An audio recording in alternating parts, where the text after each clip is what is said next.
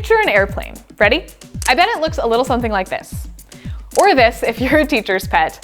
Have you ever noticed that despite all the technological advancements since the Wright Flyer in 1903, airplanes still basically look the same? I mean, yeah, we've gone from fabric and wood to carbon composites and titanium alloys, and from propellers to the occasional rocket-powered jet engines, and yet, when it comes to the basic shape, we've pretty much continued to stick with big wings on each side of a tube, plus a tail with smaller wings towards the back, and a vertical fin somewhere in the mix. We've been making airplanes for over a century, and it feels like we still haven't tried anything new. But that can't be right. We're human beings. We try ridiculous new things all the time. There is chicken-flavored soda somewhere out there. And also helicopters. So today, I'm asking the question, why do airplanes look the way that they do? Is it just blind tradition or lack of creativity, or is there something deeper at play? And in many ways, the answer, as we'll see, comes down to stability and control. Before we get into the nitty-gritty though, let's remind ourselves of one of the key things that separates airplanes from other, lesser flying contraptions like helicopters, or blimps or hot air balloons. In an airplane, lift is dynamic, and it's inherently linked to forward thrust. You need to generate sufficient speed so that enough air flows over the wing and lift can be generated. And this also ties back to our larger design considerations because the amount of air you have flowing around the wing and other elements of the structure also dictates how much control you have over the airplane. Think of it this way. If you pull a rudder to the side of a stationary sailboat, nothing happens because there isn't enough water flowing over the surface to turn the boat. The same is true with an airplane. Enough air has to be hitting the control surfaces to be effective. So how does this relate to why airplanes look the way that they do? Well, airplanes' form follows the functions of generating lift, providing thrust, and most critically, allowing the pilot to control the aircraft in 3 dimensions. Let's imagine for a moment that we're designing the very first airplane. We've figured out how to make something fly. Go team! But now we realize that flying in a straight line isn't enough.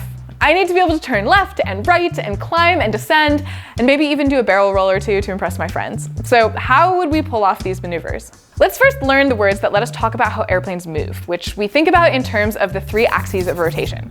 So first we have pitch, think like nose up, nose down. And then we have roll, which is side-to-side rotation around the center line. And last, there's yaw, which is side-to-side movement of the nose, kind of like a car skidding. And yes, also thrust, which I mentioned already. But we can just assume that all planes we're talking about are moving forwards, because as of yet, I do not know of a plane that can fly backwards, which might be a gap in the market. All right, so we have pitch, roll, and yaw. And each of those movements requires its own stabilizer and control mechanism. And it's the need to control and balance all of this that drives an airplane's fundamental design. When it comes to understanding airplane design, there are 2 invisible points that are critical: the center of gravity and the center of pressure. The center of gravity is what you probably think it is. It's the balance point of the entire aircraft. If you could somehow balance a plane on the tip of a needle, this is where that needle would go.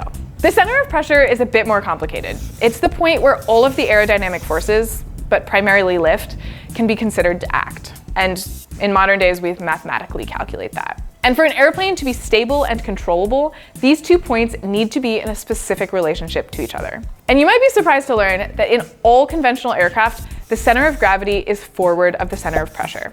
This arrangement creates what engineers call static stability, or the tendency of the airplane to return to its normal alignment after a disturbance, which is quite important, but we will get to that in a second.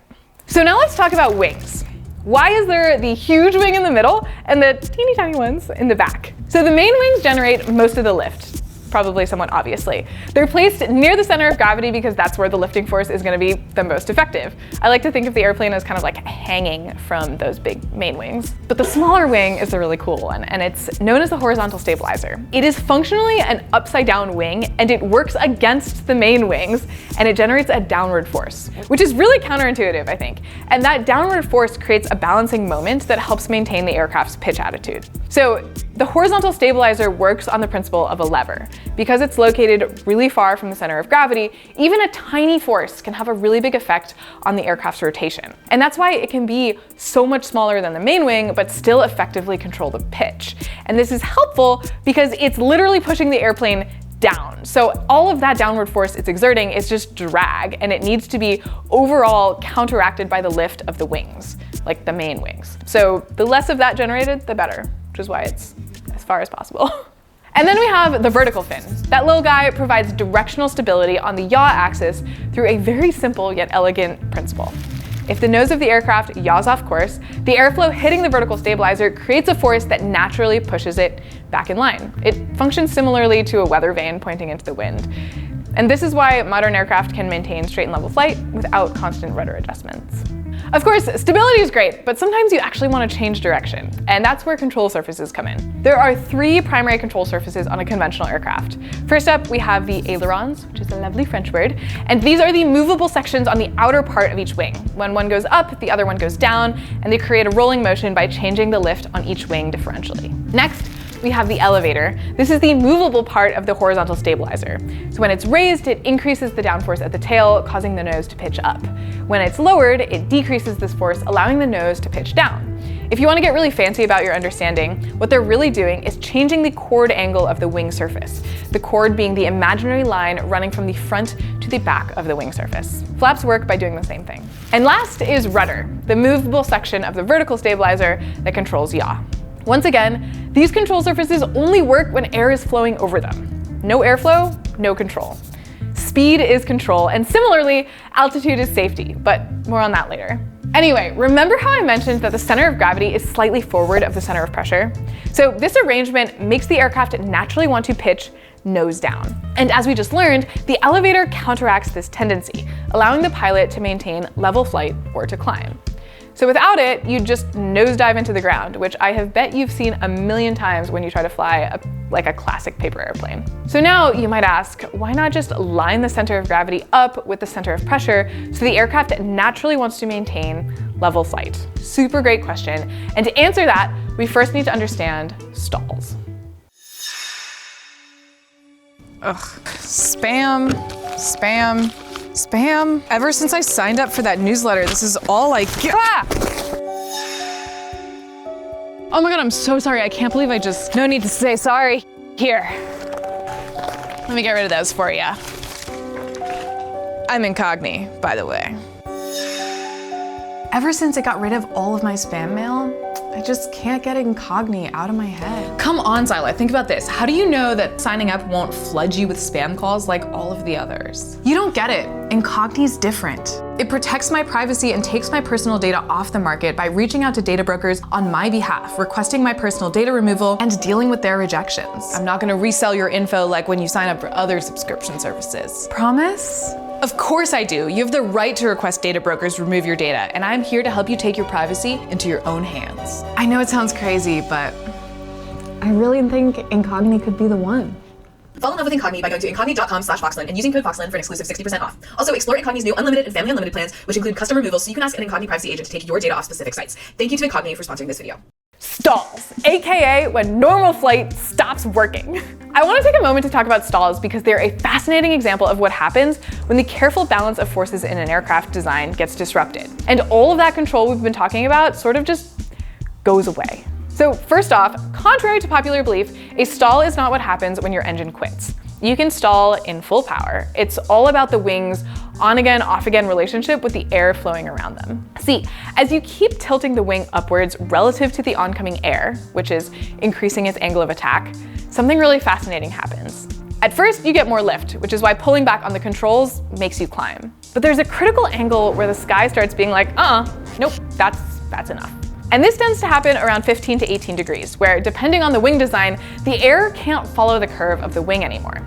The airflow separates from the surface, creating a turbulent, low-pressure wake, and your lift suddenly plummets. This is why it's vitally important to understand the basic physics behind your plane, especially when you're the one piloting it. Even though your instincts might be screaming at you to pull the nose back up when you start to lose altitude during a stall, what you actually need to do is push it down. The issue is that you're at too high of an angle of attack, so reducing it, even if it means temporarily losing even more altitude, is the only way to regain control. We call this unloading the wing.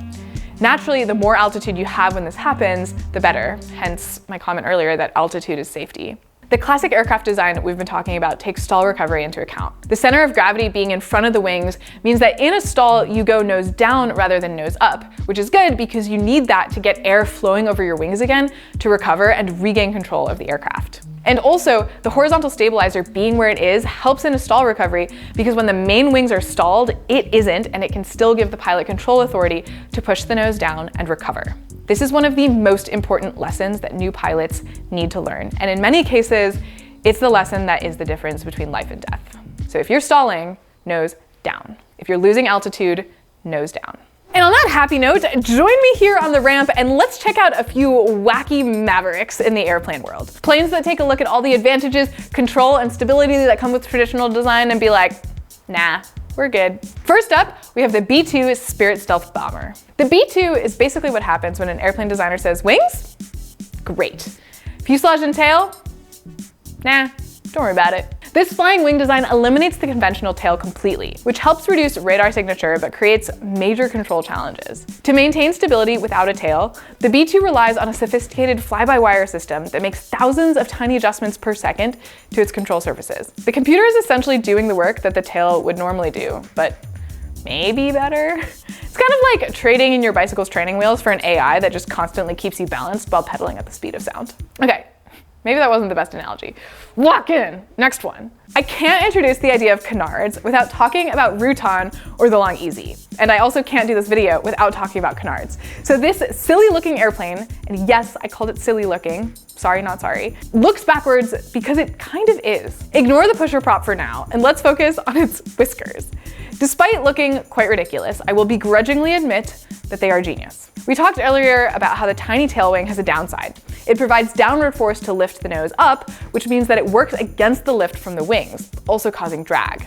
By moving those tiny wings forward of the CG, they work by lifting the nose instead of pushing down on the tail, which means that instead of adding drag to the system, they add lift, making the aircraft more efficient. Sometimes innovation means admitting defeat. And the Cirrus SR-22 looks fairly conventional, but it has a feature that breaks all of the rules and also makes it the laughingstock of all of us cocky six-pack only tailwheel pilots, which is a ballistic parachute for the entire aircraft. Rather than designing the plane to be recoverable from stalls, Cirrus installed the Cirrus Airframe Parachute System, or CAPS, that can be deployed in emergencies. Pulling the parachute totals the aircraft, but it's basically just saying, if all else fails, just float down, and at least the passengers and the pilot will survive. And you know what? From an engineering perspective, I actually kind of like it. They're optimized for speed and efficiency. No one is trying to do aerobatics or STOL competitions in a Cirrus. They're just trying to get from point A to point B quickly and with air conditioning. But also, Cirrus pilots, please stop busting Bravos. You are giving yourself a bad name.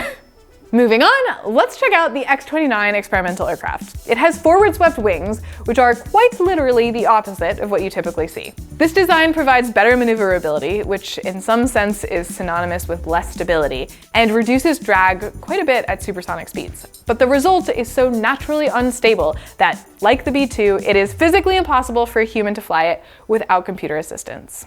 So, what have we learned today? That airplane design is a fascinating balance of physics, engineering, inspiration, a little bit of magic, and a lot of compromise. That understanding the principles behind stability and control helps us appreciate just how incredible these machines really are. And that no matter how sophisticated our designs become, we're still playing by all the same rules of physics that the Wright brothers were. That's the reason we keep seeing the same basic layout. It's an elegant solution to a complex problem of creating a machine that flies through the air while allowing for control in 3 dimensions, and also accounts for when things don't go according to plan. Of course, with modern computers taking over more of the stability work, we're seeing more variety in designs. But there's something really beautiful about the fact that a design principle discovered over 100 years ago continues to be the foundation of almost all aircraft today. A testament to the old engineering truth that the best solution isn't always the flashiest or the newest or the most complicated. It's the one that works reliably again and again. And to my Patreon supporters, you are the lift beneath my wings and the control surfaces on my tail. That's a little weird. Something like that. Anyway, thanks so much for being there. Okay, bye!